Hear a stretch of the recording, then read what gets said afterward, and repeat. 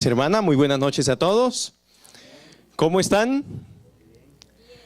Bueno, pregunté, pero creo que fueron muy pocos los que respondieron. Buenas noches, ¿cómo están? Eso me gusta, muy bien. Quiero decirles que ya a estas alturas de la campaña ya empieza a haber nostalgia. En ustedes yo sé que no, pero en mí sí. En mí sí, porque realmente ha sido una experiencia muy bonita.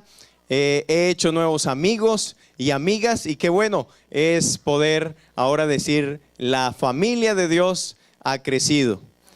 Que no importa dónde estemos, en qué lugar nos encontremos del planeta Tierra, pero saber, qué grato es saber que hay conocidos, amigos en otros lugares. Así que Dios les bendiga a todos aquellos que me han brindado su cariño, su confianza, su amistad. Y bueno, lo importante es que también la palabra de Dios ha sido viva y eficaz. Amén por eso. Muy bien, durante todas estas noches hemos extraído de este libro de la palabra de Dios enseñanzas a nuestra vida. Amén. No ha sido palabra de un ser humano o alguna creencia de alguna iglesia, sino que ha sido palabra de nuestro Dios. Y la Biblia dice que la palabra de Dios no vuelve vacía, que Dios la dejó revelada para la salvación del ser humano. Amén por eso. Y el ser humano que escucha la palabra de Dios, el ser humano que abre su corazón a Dios y se asincera de lo que la Biblia dice, pasa de condenación a vida eterna. Amén por eso. Tenga la bondad de decirle al que está a su lado: prepárese para oír la palabra de Dios. Dígaselo al que está a su lado, en inglés o en español. En inglés o en español, pero dígaselo por favor. Yo sí no lo intento en inglés. Yo no lo intento en inglés, pero sí en español. Ah, gracias, aquí está el control. Bien, tenga la bondad. Vamos a apagar como hicimos anoche esta luz, al menos la de esta parte, para que podamos ver mejor la imagen. Eso, ¿así está bien? Pero recuerden lo que dijimos anoche. No, en este momento no empiecen a orar. ¿Está bien? Para los que no estuvieron anoche, dijimos que hay algunos que oran de manera cariñosa. Hay otros que son muy consagrados y oran bien con la cabeza abajo. Y hay otros que oran teniendo visiones. ¿Cierto? Pero este no es un momento de oración. ¿Está bien? Es un momento de escuchar ahora la palabra de Dios. ¿Está bien? Si usted ve a alguien orando, codifíquelo. Codifíquelo, ¿yo? Le dice: no ore, más bien ponga atención a la palabra de Dios. ¿De acuerdo? ¿Estamos listos? Empecemos. Muy bien, durante toda la semana hemos dicho que Cristo viene pronto. ¿Amén por eso? Cristo viene, y además de que Cristo viene, el Señor quiere que nos ¿qué? Que nos preparemos. Porque habrán dos grupos de personas el día cuando Cristo venga: los que le aceptaron y los que ¿qué? Los que le rechazaron. ¿En cuál de los dos grupos deseas estar? ¿Los que le rechazaron o los que le aceptaron?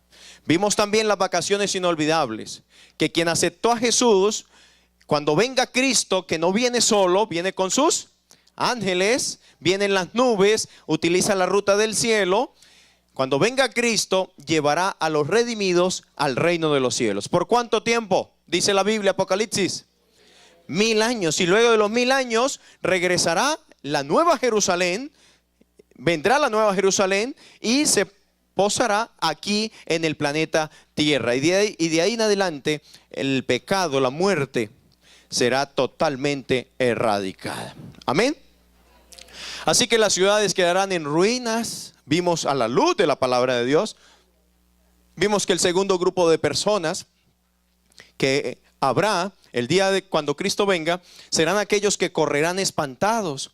Correrán, y según Apocalipsis, específicamente Apocalipsis 6, dice que le dirán a las montañas: caigan sobre nosotros, escondednos de aquel que viene en las nubes de los cielos. Pero ellos dirán eso porque tuvieron la oportunidad de arrepentirse, pero no lo hicieron. No lo hicieron. Prefirieron lo que la vida aquí nomás ofrece y no tuvieron el tiquete de la vida eterna. Qué lindo momento será cuando Cristo venga y conoceremos los ángeles. Qué lindo momento será, como dice la Biblia, que lo leímos una de estas noches: los muertos en Cristo resucitarán y resucitarán para ser transformados. Qué lindo momento será. Quiero empezar con este testimonio. A este hombre le salieron pequitas, vea, pecas blancas. No en la pantalla, ¿verdad? En la pantalla. Este hombre me contó su testimonio. El testimonio consiste en lo siguiente, o consistió en lo siguiente. Resulta que él, muchas veces, unos vecinos de él vivía en el campo. Unos vecinos de él, adventistas, siempre lo invitaban a las conferencias. Siempre lo invitaban los sábados. Y resulta que él respondía, siempre que lo invitaban, respondía: vayan ustedes los cristianos y oren por nosotros los pecadores. Vayan ustedes los evangélicos, oren por nosotros los pecadores. Esas eran las frases que él utilizaba siempre que lo invitaban a la iglesia o a buscar de Dios. Y en lugar de ir a la iglesia, él, ¿saben qué hacía? Se iba más bien al pueblo a encontrarse con sus amigos y a tomar cerveza. Tomaba cerveza desde el día sábado hasta la madrugada del día lunes. Tomaba cerveza casi todos los fines de semana. Esa era su rutina. Pero un día, pensando él que iba a ser normal el fin de semana, como cualquier otro, le ocurrió algo que marcó toda su vida de ahí en adelante. Él cuenta que un lunes, como de rutina, venía ebrio, pero era tanta la costumbre de beber que él cuenta que aún estando ebrio, él tenía conciencia, uso de razón, aún habiendo tomado todo un fin de semana. Y él cuenta que regresando hacia su casa, del pueblo hacia su casa, pues era el campo y él utilizaba una linterna y él llegaba, ya se conocía el camino. Y cuando iba ya entrando a su finca, en el último cerco que había, en el último portillo, no sé si ustedes sepan en la palabra portillo a qué me refiero, la talanquera, eso, aquí tengo mi traductor. Muy bien, antes de abrirla, cuando ve que hay una linterna que lo está alumbrando a la cara, una linterna de unos individuos, de unas personas, alumbrándolo. Y entonces él, al ver que lo encandila la luz, inmediatamente él con la linterna también mira a ver quiénes son. Y cuando se da cuenta que son dos personas que están armadas, y empiezan a insultarlo, empiezan a decirle groserías. Y entonces cuando de repente él ve, luego de abrir la talanquera, el portillo, él ve que estas dos personas no dieron chance de él defenderse, de decir al menos qué quieren hacer, qué pretenden hacer conmigo, sino que a menos de 2 metros de distancia, uno que estaba con una escopeta le disparó, y el disparo fue en todo el pecho. El disparo. Y entonces ahí está la marca. ¿Cómo fue ese disparo? Un disparo letal a menos de 2 metros de distancia. Él cuenta, es un testimonio. Él me cuenta que tan pronto él recibe el disparo, él cae. Pero cuando él cae, aún en medio de su estado de shock, él mira dónde quedó la linterna de él, agarra la linterna y se mira con la linterna. Y él dice, me dijo esta frase que la quiero repetir. Me dijo: pastor, eran como mangueras rotas. La sangre mía salía como cuando una manguera está rota. Pero en este caso eran varias mangueras. Pues uno entiende el tamaño de esa herida. El impacto fue tan fuerte. ¿Cuántas venas, cuántas arterias fueron, cierto? Fueron allí involucradas, afectadas. Entonces él se mira y se manda las manos.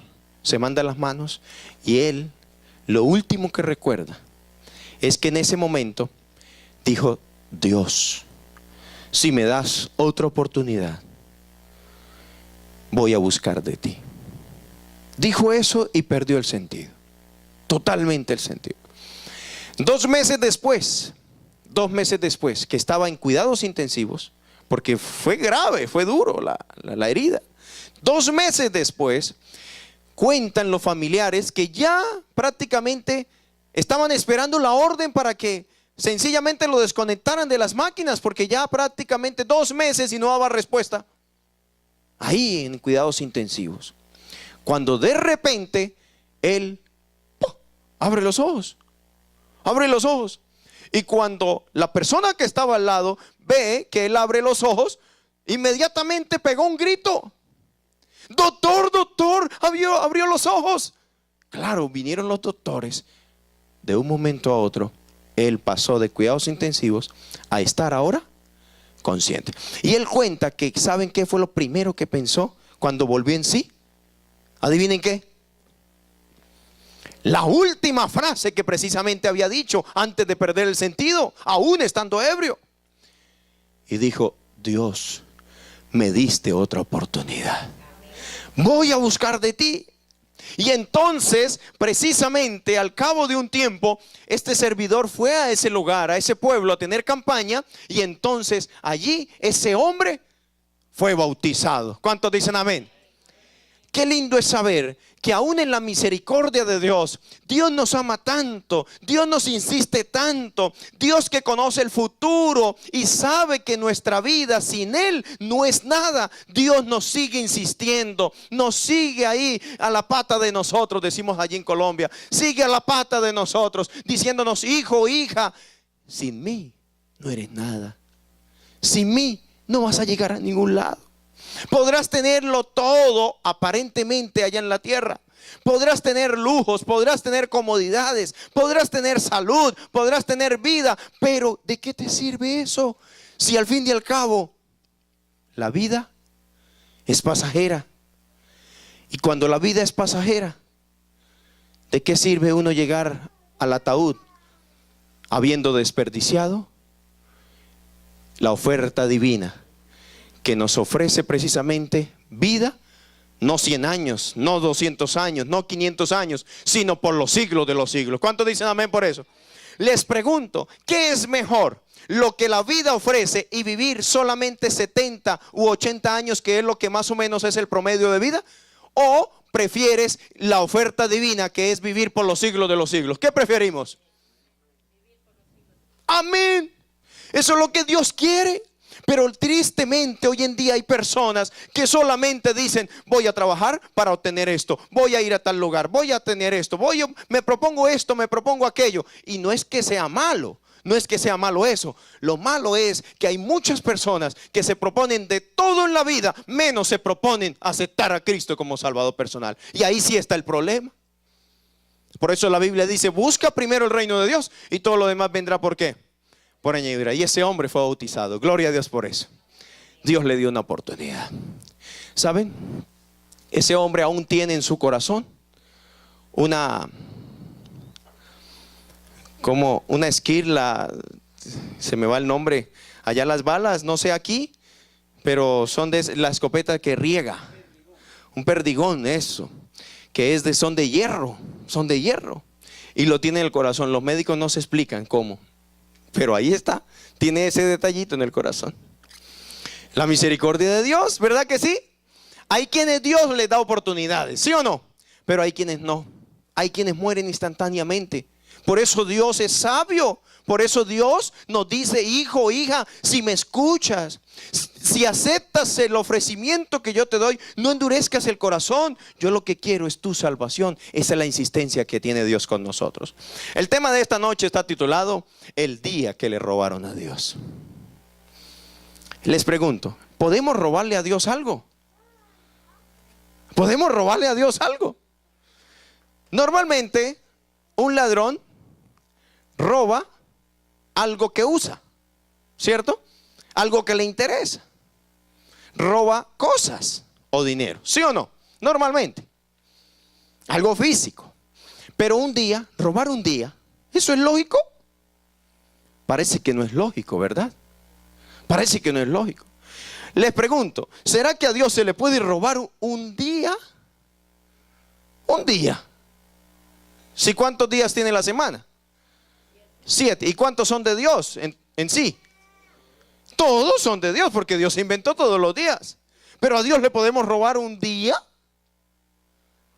¿Acaso Dios no nos dejó los 7 días para nosotros? Si Él no hubiera querido que tuviéramos 7 días, nos hubiera dado entonces más o menos, ¿sí o no? Pero Dios estableció 7 días a la semana. Y esos 7 días no se supone que es para el ser humano, porque lo dio Dios. Eso es como cuando alguien entrega algo: mira, te doy esto, pero de vez en cuando déjamelo utilizar a mí. ¿Ah? ¿Se lo está dando realmente? Son algunas inquietudes que el ser humano tiene para decir: yo puedo hacer los 7 días lo que yo quiera. Por eso el día que le robaron a Dios, ¿en qué consiste? Vamos a ver. Apocalipsis 12, 17 dice: entonces el dragón en la Biblia, en Apocalipsis 12, si uno lee el versículo 9, el versículo 12 se refiere también a Satanás. Entonces el dragón, es decir, Satanás, se llenó de ira contra la mujer. Mujer en la Biblia, según el libro de Efesios, el apóstol Pablo compara a la mujer con la iglesia. Así que el dragón, que es el diablo, se llenó de ira contra la iglesia y se fue a hacer guerra contra el resto de la descendencia de ella, de la iglesia. Y aunque no aparece el nombre de la iglesia, sí dice la característica: los que guardan los mandamientos de Dios y tienen el testimonio ¿de quién? De Jesucristo. La Biblia no presenta el nombre de una iglesia, pero sí presenta características de la iglesia. Y en este texto dice que el diablo hace guerras contra la iglesia que guarda los mandamientos de Dios. Y anoche explicábamos cuáles eran los 10 mandamientos de Dios, y aquí están de manera resumida. Pero el cuarto mandamiento es el único mandamiento que se refiere a un día. A un día. ¿Qué dice el cuarto mandamiento? En todas las Biblias dice: acuérdate del día domingo para santificarlo. ¿Qué dice la Biblia? Acuérdate del día ¿qué? Sábado. 6 días trabajarás, pero el 7º día es reposo para Jehová tu Dios. No hagas en él obra alguna. De todos los mandamientos, el cuarto mandamiento es el único que se refiere a un día. ¿Ahora entienden el título? El día que le robaron ¿a quién? A Dios. Hoy en día hay muchas personas que dicen: no, eso ya quedó abolido. El sábado ya está abolido. Ahora podemos guardar cualquier otro día. ¿Y saben? Por eso quiero explicarles esto. ¿Dónde se originó el sábado? ¿Dónde? ¿Quién lo inventó? La respuesta está en la Biblia. Génesis capítulo 2 versículo 1 al 3 dice: fueron pues acabados los cielos y la tierra. Se está refiriendo a la creación. Acabados los cielos y la tierra, y todo el ejército de ellos. Y acabó Dios en el día 7º la obra que hizo. ¿Y qué más? Y reposó el día domingo. ¿Y reposó el día qué? A veces se me nubla la visión, a veces no leo bien. Ustedes me ayudan, ¿está bien? Y reposó en el día sábado de toda la obra que hizo. Y bendijo al día sábado y lo que santificó, porque en él reposó de toda la obra que había hecho en la creación. Le pregunto, ¿dónde se originó el sábado? ¿En qué parte de la Biblia empieza a mencionarse el sábado como día del Señor? En la creación. Desde la creación. Ahora, les pregunto, ¿cuáles fueron las 3 cosas que Dios hizo con el sábado? ¿Cuáles fueron esas 3 cosas? Están subrayadas. ¿Cuáles fueron las 3 cosas? ¿Reposó porque estaba cansado Dios de haber hecho la creación? No. Porque la Biblia dice en San Juan 13:15, dice: ejemplo les he dado para que como yo os he hecho, vosotros también hagáis. Amén. Ustedes y yo somos hijos de Dios, ¿verdad que sí? ¿Quién es nuestro padre? Dios. Y todo padre, ¿cuántos son padres y madres aquí? A ver, levanten la mano. ¿Ustedes son ejemplo para sus hijos? ¿Sí o no? Sí, los hijos terminan haciendo lo que uno hace. ¿Sí o no? Es decir, los hijos reproducen lo que sus padres les enseñan. Si usted y yo somos hijos de Dios, y si la Biblia dice que Él reposó, entonces Él nos da ejemplo. ¿Para qué cosa? Para que lo reposemos también. Además, ¿cuál fue lo segundo que hizo Jesús? Que hizo Dios en el día sábado. Bendijo. Les pregunto, ¿qué es bendecir? Para usted, ¿qué es bendecir? ¿El matrimonio es bendición de Dios? ¿Sí o no? ¿Para qué una pareja se casa? ¿Ah? Para recibir la bendición de Dios. ¿Qué es el matrimonio? La bendición de Dios. Les hago una pregunta, espero no corcharlos. ¿Qué fue primero? ¿El sábado o el matrimonio? Mastiquen la pregunta. ¿Qué fue primero? ¿El matrimonio o el sábado? Muy bien. Oiga, ¿qué profesor? Vea, les da chance, vea, ya habían perdido el examen. ¿Qué fue primero? El matrimonio. ¿Por qué? ¿En qué día de los 7 días de la creación Dios hizo a Adán y a Eva? ¿En qué día fue? En el sexto. En el sexto día, que fue el viernes, hizo Dios a Adán y a Eva. ¿Y ustedes creen que Dios los dejó así en unión libre a Adán y a Eva? No, la Biblia dice que Él descendió y los bendijo. Los bendijo. El lugar donde se realizó el primer matrimonio fue en un jardín. El jardín del Edén. Y allí Dios los bendijo. Y luego al otro día, ahí sí fue el día sábado. Les pregunto, ¿qué es primero entonces? ¿El matrimonio o el sábado? El matrimonio. Estoy hablando en el lenguaje de la tierra, aquí como tal, en la existencia de la tierra. ¿Está bien? Fue primero el matrimonio. Ahora, ¿el matrimonio significa recibir la bendición de Dios? Sí. Les pregunto, ¿el sábado también recibió la bendición de Dios? Sí. Entonces, ¿cuál de los dos es mayor? Los dos. A veces nosotros como adventistas hacemos más énfasis al sábado. ¿Sí o no? El sábado, el sábado. Oh, el sábado es más bendito. El sábado, el sábado. Qué pena. El sábado y el matrimonio tienen la misma bendición. ¿Y será que Dios bendice un poquito aquí y más allí? No, la bendición de Dios es igual para todos. ¿Cuántos dicen amén por eso? Significa entonces que si usted y yo vamos a decir el sábado tiene más bendición que el matrimonio, o viceversa, el matrimonio tiene más bendición que el sábado, discúlpeme, estamos equivocados. Las dos instituciones, el matrimonio y el sábado, tienen la misma bendición de Dios. Ahora les hago otra pregunta. Lo que Dios bendice, ¿lo bendice para cuándo? ¿O hasta cuándo? Para siempre. Si Dios dio su bendición al sábado, esa bendición es ¿hasta cuándo? Para siempre. Si Dios da la bendición del matrimonio, esa bendición es ¿para cuándo?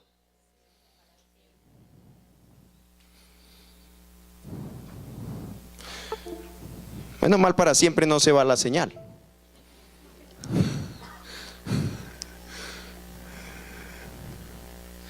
Esto es para ver si están concentrados.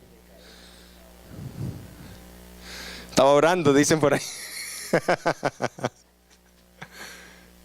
Bien, hermanos queridos, ahora, y lo tercero que hizo Dios fue ¿qué cosa?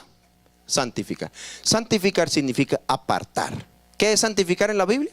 Apartar. Dios apartó ese día que es normal. ¿Tiene 24 horas el sábado? Sí, normal. ¿Sale el sol? Llueve, en algunos casos, ¿cierto? Pero tiene 12 horas el día, 12 horas de noche. Igual el sábado es igualito a los otros días, igualitico. No tiene nada de diferencia en lo físicamente hablando.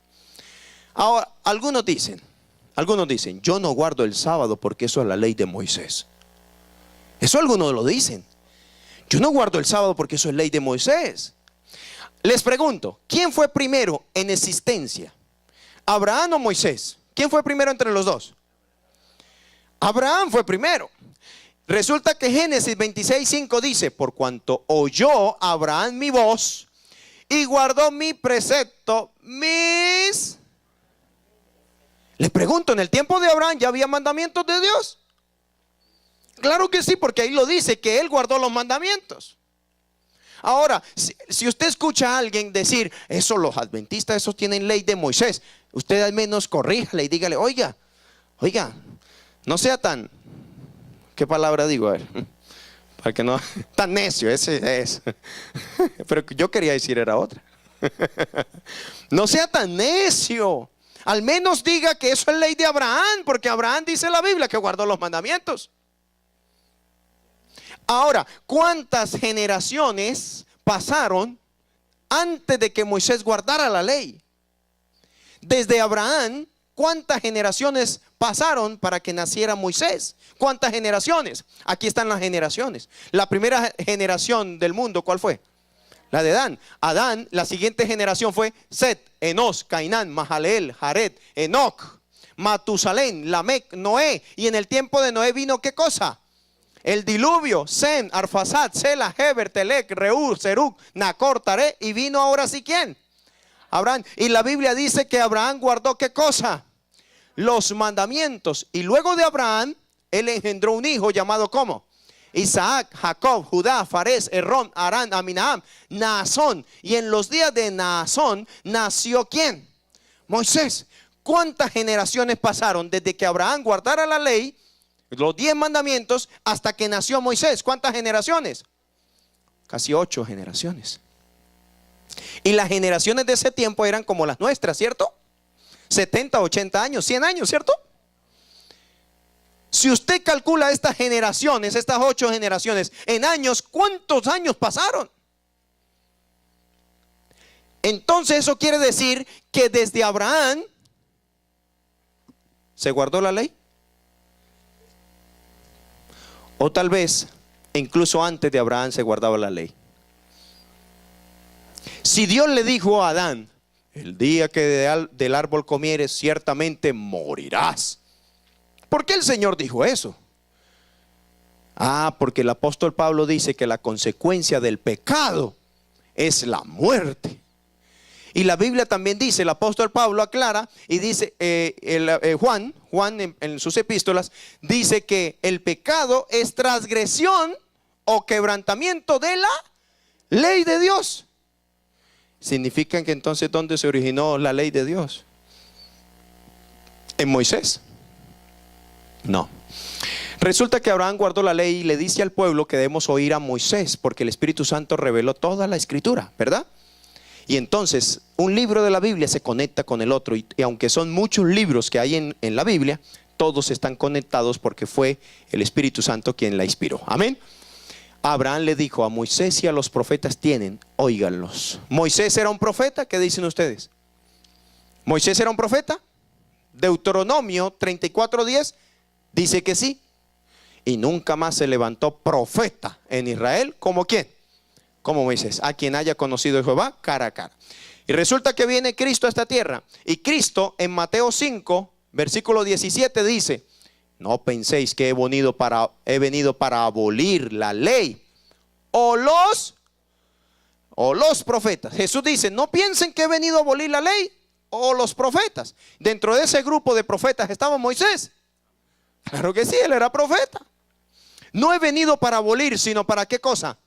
Para cumplir. Cristo mismo incluso guardó sus mandamientos. ¿Cuántos dicen amén? ¿Cristo mató? No. ¿Cristo robó? ¿Cristo adulteró? ¿Cristo guardó el sábado? Sí, San Lucas 4:16 lo dice, que era su costumbre ir los sábados al templo, a la sinagoga.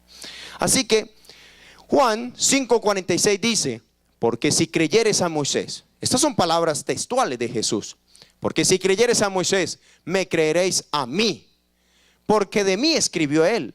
Pero si no creéis a sus escritos, a los escritos de Moisés, ¿cómo creeréis a mis palabras? ¿Será necesario creerle a unas y a Moisés? Sí, aunque Moisés no fue el que inventó la ley, sino que Moisés recibió la ley escrita. Si Abraham 8 generaciones antes guardó la ley, aunque no estaba escrita, pero sí era transmitida de forma verbal, de forma oral. Solo que en el tiempo de Moisés la gente se le estaba olvidando los 10 mandamientos. Y entonces Dios dice, caramba, tengo que revelar la ley de otra manera porque se le está olvidando. Y por eso dijo Moisés, te doy las tablas de piedra, ahí están escritos. ¿Con el dedo de qué? De Dios. Les doy un ejemplo que es práctico acá. ¿Saben? Hoy venía con Alex, que me sacó a dar un tour, y le pregunté, aquí hay riesgo que el idioma español se pierda. Y es verdad, ¿sí o no? Hay riesgo, especialmente nuestros hijos, ¿verdad que sí? Y él me decía, sí, pastor, porque pasan en la escuela 7 horas diarias hablando inglés y llegan a la casa y uno no les habla español a veces, sino que les contesta en inglés como ellos preguntan o hablan. ¿Sí o no? Entonces el español se va, ¿qué? Perdiendo, dejando en segundo plano, y ahora se habla es puro inglés. ¿Qué estaba pasando con el pueblo? La gente se transmitía la ley de Dios de manera verbal, pero llegó un tiempo en que ya esa manera verbal se estaba olvidando. Y entonces Dios dice, tengo que dársela de manera escrita. Por eso Él dejó, ahora entonces con Moisés, levantó los 10 mandamientos por escrito. Pero ya existían los 10 mandamientos, lo que hemos estudiado hasta aquí. ¿Ya existían? Claro que sí, ya existían, solo que Dios se los dio a Moisés ahora de manera escrita. Algunas veces han habido personas que me han dicho, pastor, yo no creo en la Biblia. Eso es escrito de personas, de seres humanos. Bueno, está bien, no crea en la Biblia. Al menos crea lo único que fue escrito con el dedo de Dios. ¿Qué fue lo único que fue escrito con el dedo de Dios? Los 10 mandamientos. Si no quieres creer en lo que dice la Biblia, cree al menos lo que Él mismo escribió con su dedo. La única parte en la Biblia que Él escribió con su dedo son los 10 mandamientos. ¿Cristo guardó el sábado? Ahora, con esto quiero decirles que hay personas que creen de que Cristo vino y abolió ¿qué cosa?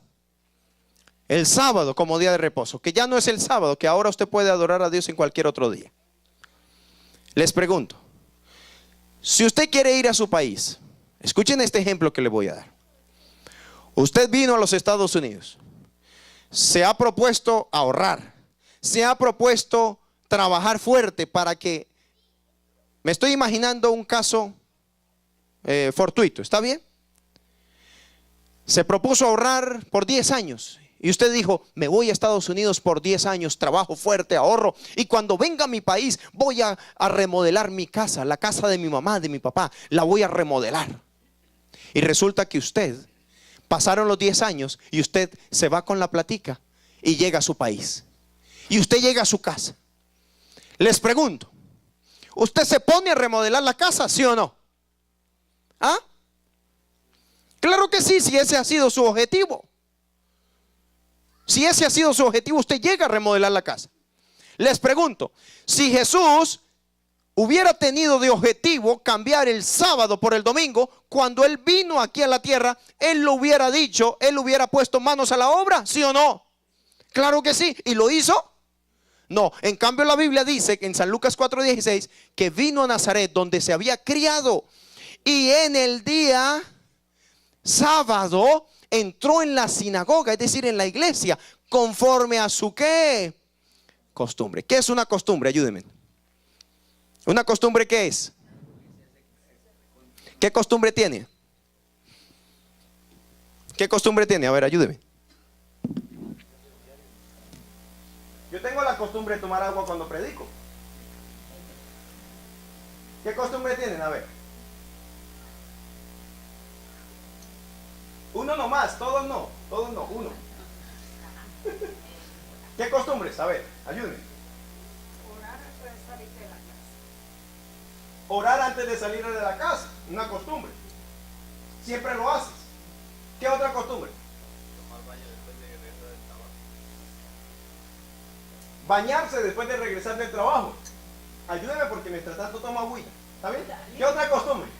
Muchas veces le llamamos costumbres a la raíz, por decirlo, donde nos hemos criado y venimos creciendo, y es algo que es difícil que se nos quite porque le llamamos a acostumbrados, ahí usamos esa palabra, a mantenerlo, aunque no sea correcto, pero estamos en la costumbre. Muy bien. Excelente. Gracias por esos aportes y gracias porque me dieron tiempito de tomar agüita. Resulta que una costumbre es un hábito. Y un hábito es algo repetitivo que usted ha hecho. Cuando la Biblia dice que Jesús iba el sábado conforme a su costumbre, ¿qué nos da a entender? Que él iba de vez en cuando. Que él siempre iba al templo. Si Jesús hubiera querido cambiar el sábado por el domingo, ¿él qué día hubiera utilizado para ir a la sinagoga? Cualquier otro día. Pero él iba precisamente el día sábado. Ahora, si hay aquí alguien, seguidor o seguidora de la Santa Virgen María, les pregunto, ¿qué día ella guardaba? La Biblia muestra en San Lucas 23 muestra el momento cuando Jesús murió. ¿Cuándo murió Jesús? Un viernes. ¿Y a qué hora lo sepultaron a él? ¿A qué horas? Cuando el sol ya caía, es decir, ya cuando se estaba llegando la noche. Y miren lo que ella hizo, la Santa Virgen María, con las otras mujeres que la acompañaban. Y vueltas, es decir, devolviéndose, prepararon especies aromáticas y ungüentos. ¿Y qué cosa hicieron? Y descansaron el día sábado conforme al qué. Ahora, si tú vienes a hacer una reforma aquí a la tierra, en el caso de Jesús, él en vida hubiera ido en otro día a la sinagoga. Hubiera dicho, ya no es el sábado el día de adoración, ya no es el sábado sino el domingo, etcétera, solo por mencionar un ejemplo. O al menos él le hubiera dicho, oye mamá, madre, he venido con una misión, ya no es el sábado sino el domingo. Cuando yo muera, que voy a morir en la cruz, tú me ayudas a pasar la información, ¿sí o no? Él hubiera hecho estos plan B's para que la gente supiera, pero no, la Santa Virgen María el día sábado, conforme al mandamiento, lo guardaba. Ahora, supongamos que Jesús no hizo la reforma estando aquí, ni siquiera le dio el encargo a su señora madre que lo hiciera, sino que ahora, ¿cuáles eran los más íntimos mientras él estuvo en la tierra? Los más íntimos a él, los apóstoles. Él le hubiera dicho a sus apóstoles, oye, lo que ustedes van a escribir, que se va a conocer como el Nuevo Testamento, quiero decirles que ya no es el sábado sino el domingo. Pero les pregunto, ¿hizo eso el maestro? No lo hizo. En cambio, sus discípulos seguían guardando ¿qué cosa? El sábado. ¿Cuántos dicen amén? Hay cantidad de textos en el libro de los Hechos de los Apóstoles. Ahora, si alguien se pregunta, pastor, ¿por qué se cambió entonces? ¿Quién hizo ese cambio? Porque hoy en día muchas iglesias argumentan que ya no es el sábado el día de guardar, sino que el domingo. Pero ¿por qué si Jesús no hizo el cambio? ¿Por qué si los apóstoles no hicieron el cambio? ¿Por qué si la Santa Virgen María tampoco hizo el cambio? ¿Quién hizo el cambio? La Biblia nos da la respuesta. Daniel 7:25 dice, Daniel, el profeta Daniel, dice que un día se iba a levantar un poder, alguien que iba a cambiar la ley de Dios. Y hablará palabras contra el Altísimo. Y a los santos del Altísimo quebrantará. Y pensará en cambiar los tiempos. ¿Y qué más? Y la ley. El cambio del sábado al domingo no fue por parte de Dios, sino por parte del enemigo. Dios no fue el que hizo ese cambio. Incluso los apóstoles, cuando estaban aquí en la tierra, bueno, ellos están muertos. Ellos murieron, los apóstoles. Pero cuando estaban en vida, es lo que quise decir, cuando ellos estaban en vida, ellos anunciaron lo siguiente: porque yo sé que después de mi partida, está hablando el apóstol Pablo, entrarán en medio de vosotros lobos rapaces, que no perdonarán al rebaño, y de vosotros mismos se levantarán hombres que hablen cosas perversas para arrastrar tras sí a los discípulos. Les pregunto, hermanos, ya aún en el libro de Hechos de los Apóstoles se estaba anunciando que se iba a levantar hombres que iban a hablar cosas perversas, que iban a hacer cambios. Sí, y esos cambios llegaron. ¿Cuándo? ¿Por qué hoy día muchos cristianos guardan el domingo y no el sábado, que es el día del Señor, según la Biblia? ¿Por qué razón? Entre el año 300 en adelante, más o menos 270 años después de que hubiera muerto Jesús, 270 años después, en adelante, entraron en la iglesia miles de paganos. Una iglesia que no tenía nombre hasta ese entonces. Era la iglesia cristiana, así se conocía. En ese año en adelante entraron en la iglesia miles de paganos que no estaban plenamente, ¿qué cosa? Convertidos. Y que adoraban ¿al qué? Al sol. Quienes le hacían culto al sol el primer día de la semana, el domingo. Durante un tiempo se guardaban tanto el sábado como el domingo, hasta que el emperador de Roma, llamado ¿cómo? Constantino, averigüenlo y verá en Google o en enciclopedias, Constantino, el decreto de Constantino, un emperador, él era un emperador pagano que se alió, se convirtió al cristianismo. Y el día 7 de marzo del año 321, Constantino promulgó un decreto que ordenaba guardar ya no el sábado, sino el domingo, el día del sol. Ahora comprenden quién fue el que hizo el cambio. Resulta que cuando Jesús estaba en la tierra, los emperadores le hicieron guerra a Jesús, ¿sí o no? Sí. ¿Los emperadores hicieron guerra a los discípulos también? ¿Sí o no? Sí. ¿Y mataban los emperadores cristianos? ¿Sí o no? ¿Quién ha ido a Roma? Al Coliseo Romano. ¿Ninguno? Yo también quiero ir. Quiero ir a Roma. Aún se conserva parte de la estructura del Coliseo Romano. ¿Y saben qué hacían en ese coliseo los emperadores? Todo aquel que se denominaba cristiano y que lo agarraban, ¿dónde iba a parar? A ese coliseo. Y allí soltaban los leones y se los comían. Por solo ser llamados, ¿qué cosa? Cristianos. Pero resulta que entre más morían cristianos, como que más se multiplicaban. Y los emperadores se daban golpes de pecho pensando a la vez, uy, ¿cómo hacemos para acabar con esos cristianos? Entre más los matamos, como que más se reproducen. Entonces tomó el poder Constantino. Constantino tomó el poder y él revisó un día, imaginémonos, sentado en su escritorio, revisó todos los documentos de sus antecesores. Y él miró que sus antecesores emperadores mandaban a matar y se reproducía más. Este emperador Constantino fue un estratega. Él dijo, si mis antecesores han mandado a matar cristianos y más se multiplican, yo voy a hacer otra estrategia. Hay una frase que dice por ahí, si no puedes con tu enemigo, únete a él. Eso lo hizo Constantino. Constantino dijo, si yo me convierto al cristianismo, pues ellos van a decir que soy de ellos y ellos son de mí.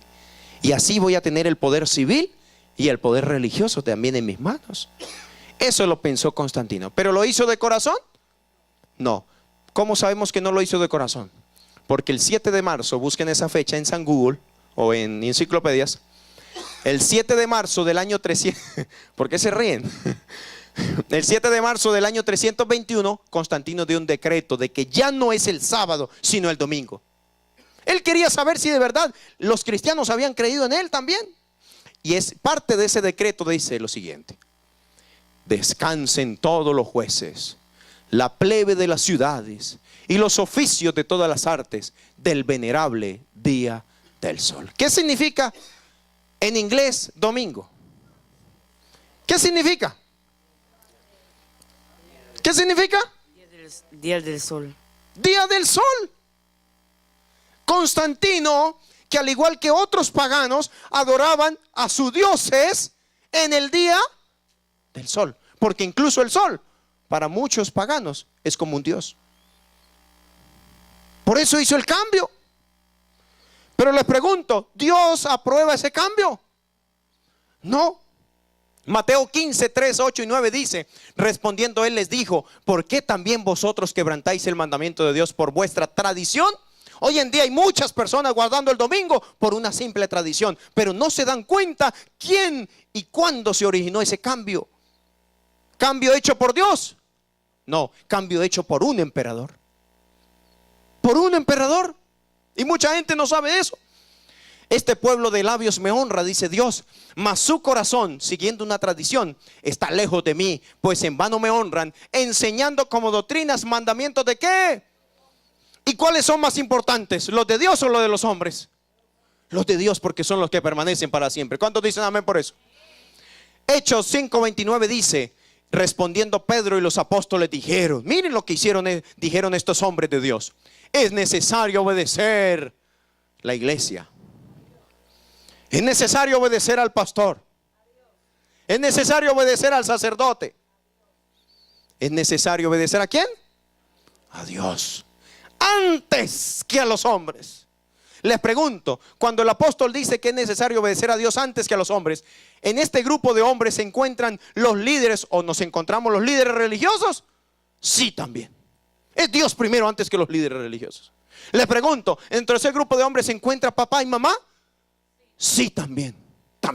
Pastor, pero el mandamiento dice honra a tu padre y a tu madre. Sí, pero resulta que el Señor nos dice en San Mateo 19:29 que todo el que deja casas, padre o madre, tierras en mi nombre, recibirá 100 veces más y heredará la vida eterna. Hay veces que nuestros familiares se oponen a que uno siga a Dios, ¿sí o no? Que más bien siga una tradición.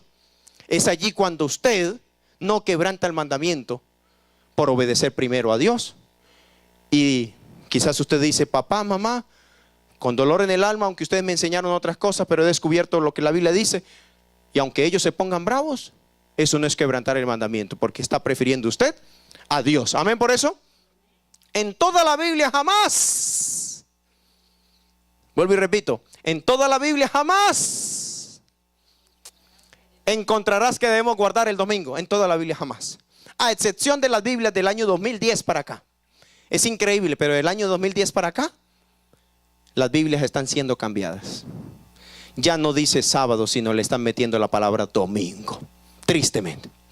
Pero hermano, la Biblia dice, preguntad por las sendas antiguas.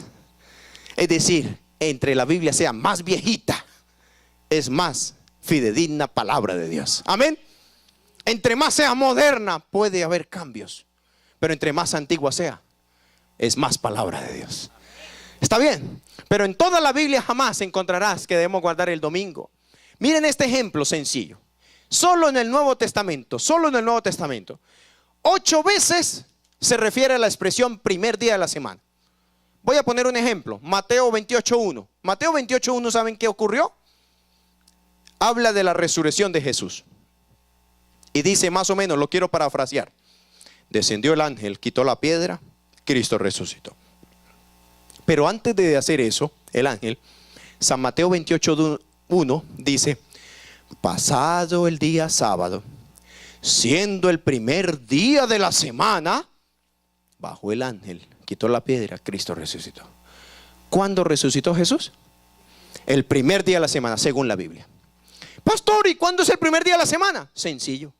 ¿Qué día se recuerda como el día de resurrección? Domingo de resurrección. Sencillo, ahí lo dice. Pasado, es decir, después del sábado, siendo el primer día de la semana, el ángel bajó, quitó la piedra, Cristo resucitó. Les pregunto, ¿la Biblia identifica cuál es el primer día de la semana y cuál es el séptimo?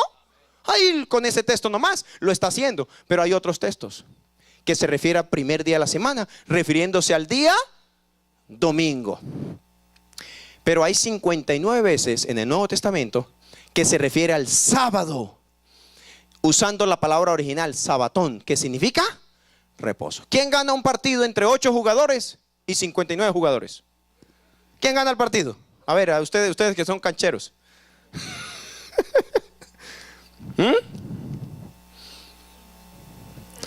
Aunque estos 8 jugadores sean los mejores del mundo, ¿usted imagina 59 jugadores contra 8? Así sean los mejores del mundo esos 8. ¿Ah? El árbitro no se da cuenta cuando le hagamos zancadilla al uno a esas figuras. No se va a dar cuenta. ¿Quién gana el partido? Este ejemplo que le doy sencillo, común, refleja una verdad bíblica.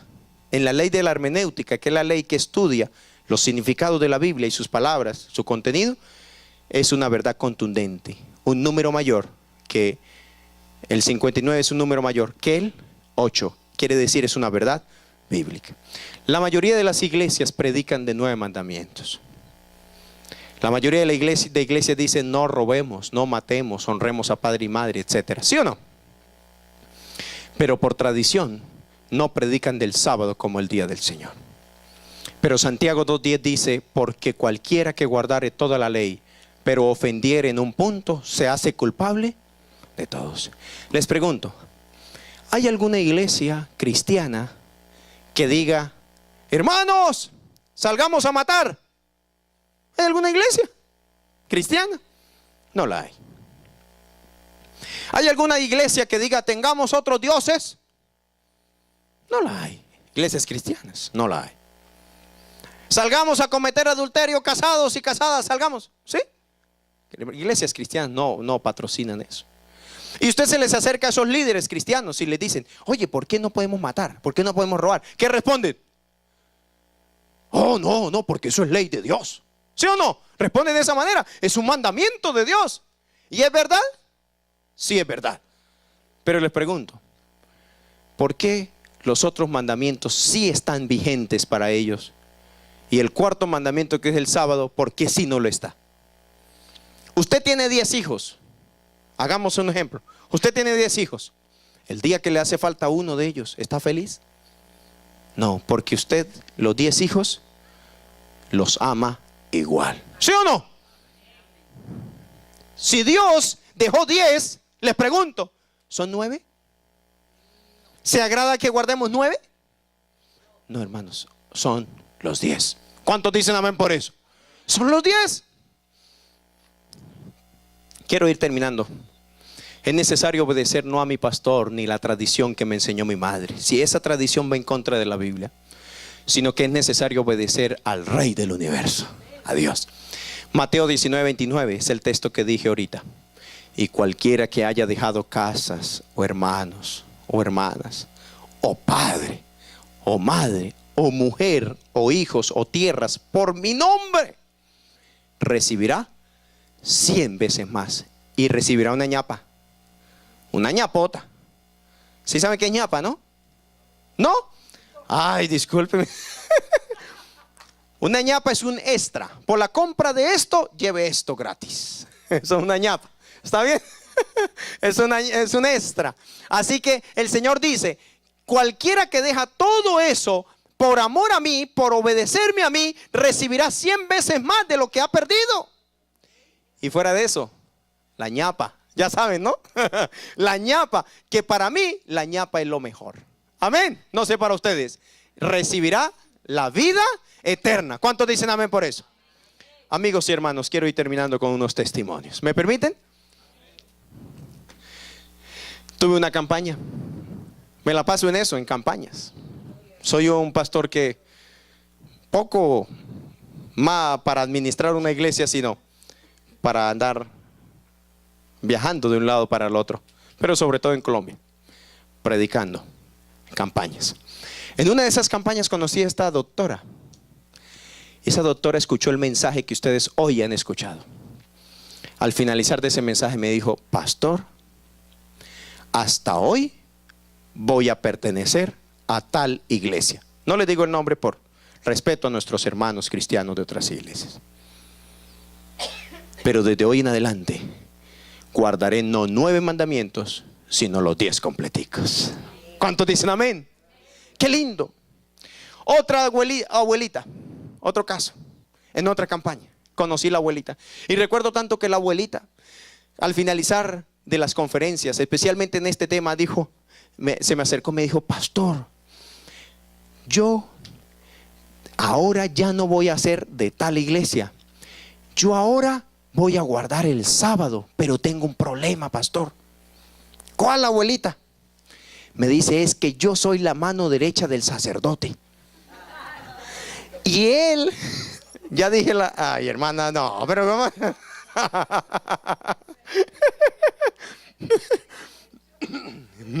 ¿Por qué es así, hermana? Y entonces dijo, pastor, el sacerdote me tiene a cargo 24 ancianos de aquí, de este barrio, de este sector. Y todos los días él va al lugar donde yo estoy trabajando, que es cuidando de los ancianos, y él va todos los días a hacer una especie de misa, de Eucaristía. Pastor, ¿yo qué hago? Yo me quiero bautizar. Yo quiero pertenecer a la iglesia que guarda no 9 mandamientos, sino 10 completicos. Y entonces yo le dije, vamos a hacer una estrategia, abuelita. ¿Cuál, pastor? Usted puede seguir siendo la mano derecha del sacerdote, no hay ningún problema. Sí, pastor. Pero entonces cuando estén en la misa y eso, en la Eucaristía, ¿usted qué hace? ¿Qué voy a hacer? El sacerdote se va a dar cuenta. Entonces yo le dije, mire, usted sencillamente cuando esté en la Eucaristía, que haya el momento de persignarse, usted hace así, pero no la termina. No la termina. Porque dicho sea de paso, el signo de la cruz es una cruz de para abajo. Si ustedes ven, aquí empieza el madero vertical y aquí el horizontal. ¿Es una cruz de qué? De para abajo. Y según los expertos en investigaciones de sectas paganas, ellos utilizan cruces de para abajo. Nótese que en lugar de creer que con eso están honrando a Dios, se están haciendo una cruz de para abajo. Tremendo. Y entonces yo le dije, abuelita, usted hace así y no la termina la cruz. Listo, pastor. Y pastor, y cuando están repartiendo la hostia, pastor, ¿yo qué hago? Tranquila, hay plan B también. Usted pasa allá y el sacerdote le entrega. Pues yo fui católico. El sacerdote o le entrega directamente en la boca, en la lengua, o uno puede poner ¿qué cosa? La mano. Y entonces, abuelita, usted pasa, recibe, deja la hostia en la mano izquierda y la mano derecha. Y sale y se sienta. Y ya, abuelita, ¡ay, pastor! ¿Y yo puedo hacer eso? Haga eso. Hermanos queridos, ¿qué hicieron los valdenses en el tiempo de la persecución? ¿Qué hicieron? Quien ha leído eso, los valdenses, cuando estaban persiguiéndolos, los valdenses se fueron y se quedaron en las montañas. Pero ellos se quedaron para siempre allá. No, ellos tenían los pergaminos de la Biblia. ¿Y qué hacían los valdenses? Se venían a los pueblos y se vestían con vestiduras de comerciantes. Y llegaban a las ciudades y los porteros preguntaban, ¿usted qué es? Yo soy comerciante. Sí, ¿qué va a comercializar? Yo vengo a comercializar pan. ¿Pan? Sí, llevaban panes. Pero ¿saben qué llevaban por dentro del pan? Pergaminos de la Biblia. ¡Ay, hermanos! Es estrategias. Y cuando se abrían sus vestiduras, cuando ellos se abrían esas vestiduras de comerciantes, en las solapas, ¿sí es solapa o no? Tenían pergaminos pegados.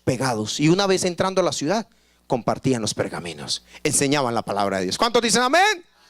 Y saben que la abuelita, ahora recibiendo esta información de parte de Dios, y con estas estrategias, la abuelita empezó a darle la fe de Jesús a esos 24 ancianos. Y muchos de esos ancianos pasaron del error a la verdad. ¿Cuántos dicen amén? Pasaron de la condenación a salvación. Gloria a Dios por eso.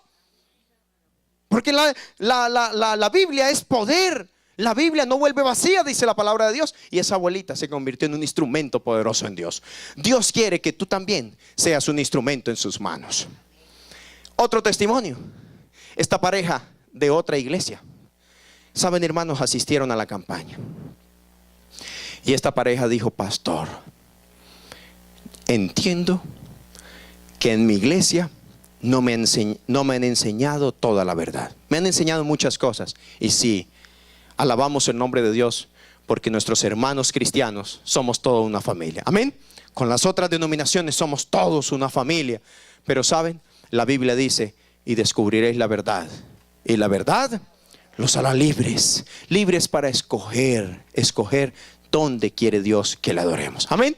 Anoche decíamos que Dios quiere, en el día de su venida, que habrá la persona que le hará reclamo a Dios. Señor, en tu nombre hicimos milagros, en tu nombre echamos fuera demonios, en tu nombre fuimos cristianos. Y el Señor le dirá, ¿qué cosa? No los conozco, apártense de mí. ¿Por qué le dirá así? Porque hicieron énfasis en 9 mandamientos. Y el 4.º mandamiento se lo robaron a Dios. Le robaron el día del sábado. Y esta familia dijo: pastor, ¿nos puede bautizar? Y claro, tomamos el tiempo para que ellos ahora entregaran su vida a Dios. Primera de Pedro 2:21 dice: pues para esto fuiste llamados, porque también Cristo padeció por nosotros. La moda de ese tiempo en la vida de Cristo, ¿qué era? En el tiempo de Cristo, ¿cuál era la moda? ¿Habían religiones? ¿Habían creencias? Sí, pero Cristo vino aún a hacer su voluntad aquí en la tierra. ¿Tuvo enemigos? Sí, pero Él prefirió lo que pensara el Padre de Él, adorar el nombre del Padre. Amén. Y por eso el Señor dice: Cristo padeció por nosotros, dejándonos, ¿qué cosa? Ejemplo para que sigáis sus, ¿qué? Sus pisadas. ¿Qué es seguir las pisadas? Seguir los pasos, el camino que Él trazó. Si Dios nos enseñó, si Él nos dio el ejemplo, ¿qué quiere que hagamos Dios? Sigamos ese ejemplo. Que no nos vayamos por otro camino. Si Él ya dejó este camino, vayámonos por ahí. Juan 13:15 dice: porque ejemplo os he dado, para que como yo el creador del mundo, del universo, yo os he hecho, vosotros también hagáis. ¿Cuántos dicen amén por eso? Quiero terminar con este testimonio. Este es el último de esta noche. El último, permítame. El último. Estuve en el lugar, en la tumba del primer mártir adventista en Colombia. En Colombia. ¿Saben qué es la palabra mártir? ¿No? Un mártir es una persona que prefiere morir antes de negar su fe. Prefiere morir antes de negar su fe. El primer mártir adventista en Colombia está ahí en esa tumba. Alfredo Navarro, un profesor. Dicho sea de paso, ¿saben ustedes que de Estados Unidos fue el primer pastor adventista a Colombia? Era de Estados Unidos ese pastor. Matt Trumer, el primer pastor adventista en Colombia, se llamaba así, Matt Trumer. Matt Trumer. Y él estuvo por allá. Y yo me pongo a imaginar, después de venir acá a Estados Unidos, andar uno en camionetas, en carros, y yo me he puesto a imaginar, Matt Trumer allá en Colombia andaba en una mulita, una mula. Y yo me imagino estas autopistas, y Matt Trumer, un gringo, allá a lomo de mula.